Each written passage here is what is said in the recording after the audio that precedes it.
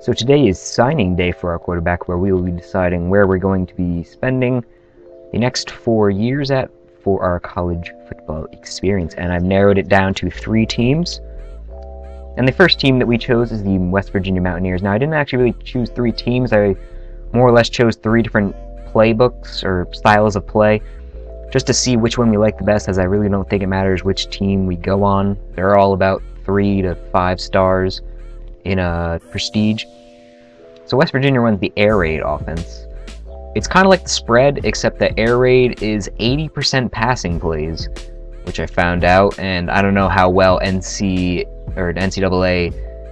the game, I don't know how well it translates that, but I definitely do not want to be running 80% of the offense. I definitely need running backs and fullbacks and stuff like that to take the pressure off me as the quarterback. So West Virginia is pretty much out. My final score of my first practice wasn't that good.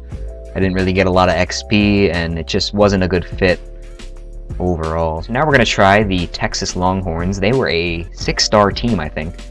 I definitely wanted to try a 6-star team that was very good, to see how well I could manage with the other parts of the team. And they run the spread offense, which is kind of similar to West Virginia, as I said before, but I don't think that the spread is for me. It just doesn't, I don't know, I don't like the receivers being so far out, especially because of the weird camera angles that this game runs.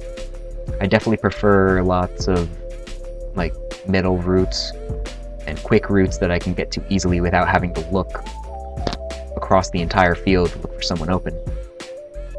And the similar results, the West Virginia practice was basically just exactly the same. I just didn't feel that this was a good fit. So lastly, we have the Oklahoma Sooners, and they run the multiple style offense, which basically means that it's just a mixture of all the other kind of offenses. And I definitely like that a lot better, because it's just a bunch of different formations, and that just keeps the plays varied. I definitely like having plays that are not always the same and in the same different style. I like sometimes using the shotgun, sometimes using just from center. I don't really get to choose, but even though I don't get to choose for a while, I still like just the different variations. And in this practice session, I barely made any mistakes, and the team gelled really nicely. It might be because Oklahoma has something like a 95 or 97 rated offense right now, and I guess that might be why I'm doing so well in this practice. But either way, that means I'll just have an easier time playing in the game and not struggling, and that'll definitely help me out. And I feel like Oklahoma is a good fit for us. We are 3rd on the depth chart, and this practice is to try to get to the 2nd string. But we get more than half the points that we need to get to 2nd string. And as we'll see in a minute from the roster, the 2nd string is a senior, so I guarantee that by the sophomore season, we will have a good chance of starting. And I don't really care that we don't get our freshman season, or half the freshman season is not played by us, but we have to start somewhere, and no matter what school you go to, you're going to have to challenge the starter and the 2nd string. So in this practice session, we had a few mistakes, just some sacks. The sacks take off a pretty big amount of points. The main problem is the interceptions, so as long as I can play a few weeks without throwing interceptions, I should be 2nd string in no time, and it'll be, I think it's the same amount of points for 1st string, so it shouldn't be that bad. Here, looking at the roster, we have starting quarterback Blake Bell, who's a junior, so we're definitely going to have to challenge him next year. Micah Quick, he's already worse overall than us, and he's a senior, so he'll be gone after this year anyway. At running back, we have 3 really good senior running backs that are all about the same. They're all 91 or 92 speed. And then we have freshman Alex Ross, who we'll probably be seeing a lot of next year. At receiver, we have a lot of seniors. Our starting 2 are both seniors, KJ Young and Dallas Todd. And we have Derek Woods, the only really starting underclassman, another senior, in Thomas. And then we have some underclassmen in Neal and Shepard.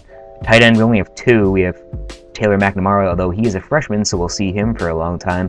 And then Isaac Ajalana as a senior. As a line, we have a very good line all across the board, including All-American Joseph Paul, although he is a senior, so we're going to have to replace him soon. Overall, really good line. None of them are under like 85. And just a quick look at the defense. We have a pretty good defensive line. No problems there. Linebackers a little lacking, but we do have Aaron Franklin, who might be able to move over if the coach decides that. Pretty good corners. There's not many flaws to this defense, but most of the team is offense. And apparently we are the 4th string kick returner. That is interesting. I really hope that those 3 do not go down, so that we would not have to do that, as we are 63 overall kick returner.